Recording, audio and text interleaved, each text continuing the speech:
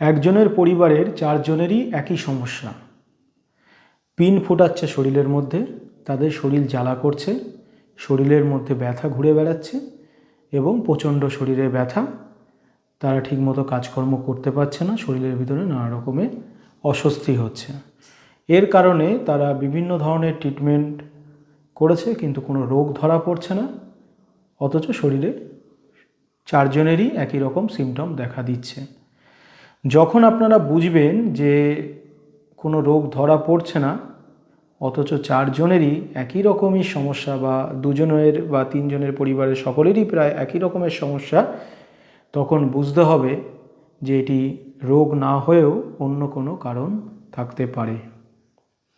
তো এই পরিবারের ওপরে বিভিন্ন ধরনের তন্ত্রক্রিয়া করে যাচ্ছে দিনের পর দিন। এর ফলে তাদের অমাবস্যা পূর্ণিমায় আসলে এই জিনিসগুলি আরও বাড়াবাড়ি হয়। অন্য টাইমে হয়, কিন্তু অমাবস্যা পূর্ণিমাতে আরও বেশি মারাত্মকভাবে দেখা দেয়। তো এরা বিভিন্ন জায়গায় ছুটেছে, বিভিন্ন ক্রিয়াও করিয়েছে, তাতে কিছুদিন ভালো থাকে, আবার যা সমস্যা সেই সমস্যা হয়ে যায়। কারণ যে শত্রুপক্ষ আছে সে বারে বারে তাদেরকে ক্ষতি করছে। তো এক্ষেত্রে বাঁচতে হলে শরীরের প্রোটেকশান অবশ্যই প্রয়োজন। তো এখানে দেখা যাচ্ছে যে কি কি সমস্যার কারণে এইগুলি তাদের শরীরে সিমটম দেখা দিচ্ছে। প্রথমত তো বান ক্রিয়া আছেই এবং পুতুল ক্রিয়া আছেই। পুতুল ক্রিয়া করে পিন ফোটাচ্ছে, তার সঙ্গে সঙ্গে জিন ভূত প্রেতের চালান ক্রিয়া এদের ওপরে প্রয়োগ করা আছে। এই অশুভ আত্মা এদের শরীরে এসে বিভিন্ন ধরনের সমস্যা ঘটাচ্ছে।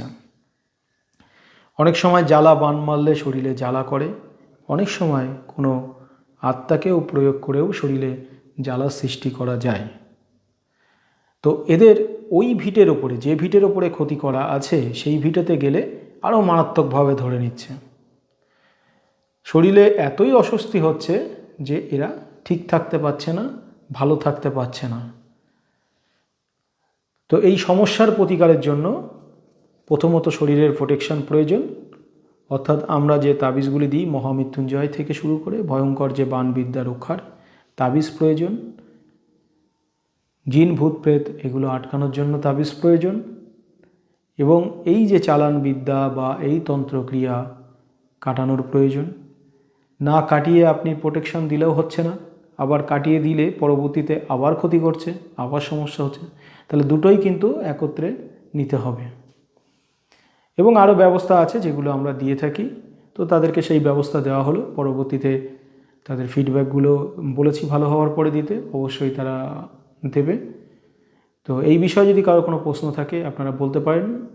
এরকম ধরনের বহু সমস্যা হয় চালানি ক্রিয়া এবং মন্ত্রবিদ্যা তন্ত্রবিদ্যার মাধ্যমে, যেগুলি অনেকের এই বিষয়ে ধারণা না থাকাতে সে কিন্তু দিনের পর দিন ভুগতে থাকে। তো অবশ্যই চ্যানেলের সঙ্গে থাকবেন, তাহলে আপনারা এই বিষয়গুলি সম্পর্কে অনেক কিছুই জানতে পারবেন। আমাদের কাছে নতুন নতুন করে সমস্যা আসে, যেগুলি সম্পর্কে এই ভিডিওর মধ্যে আলোচনা করব। ধন্যবাদ।